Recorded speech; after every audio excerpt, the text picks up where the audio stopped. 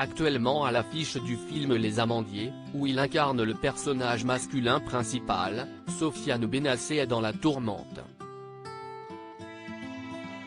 En effet, l'acteur a été mis en examen pour des faits de viol et de violence, suite aux accusations de plusieurs anciennes compagnes. Actuellement en couple avec la comédienne Valeria Bruni Tedeschi, qui a justement réalisé Les Amandiers, le jeune acteur âgé de 25 ans a reçu le soutien de celle qui partage sa vie. Alors que la sœur de Carla Bruni était restée muette depuis le début de l'affaire, elle a finalement décidé de briser le silence en publiant un communiqué pour prendre la défense de son compagnon vendredi 25 novembre 2022.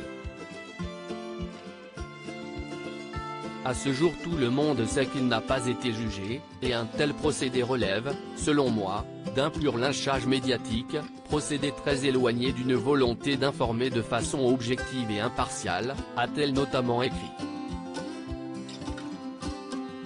Aujourd'hui, si est-il la journée contre les violences faites aux femmes.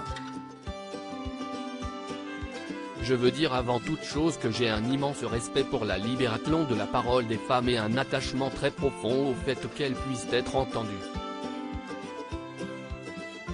J'ai moi-même été abusé dans mon enfance et je connais la douleur de ne pas avoir été prise au sérieux. J'ai des enfants et il m'importe plus que tout qu'ils vivent dans une société qui les entende et les protège.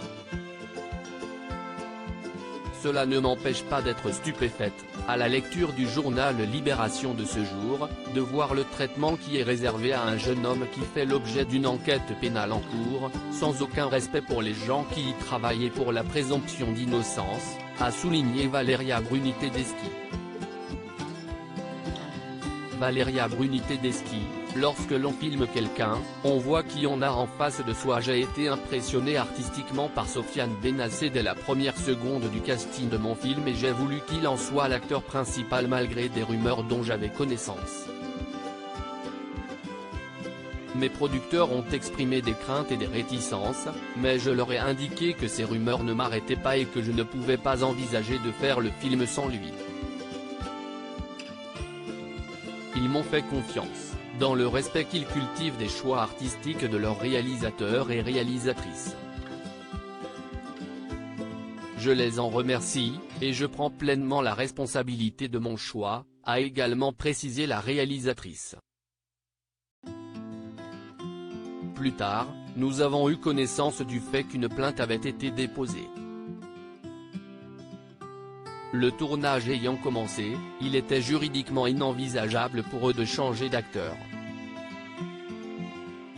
Pour ma part, j'avais depuis quelques mois appris à connaître Sofiane Benacer dans le travail et notamment pendant la longue période de répétition, et à être tout à fait confiante sur ses qualités humaines. Lorsque l'on filme quelqu'un, on voit qui on a en face de soi.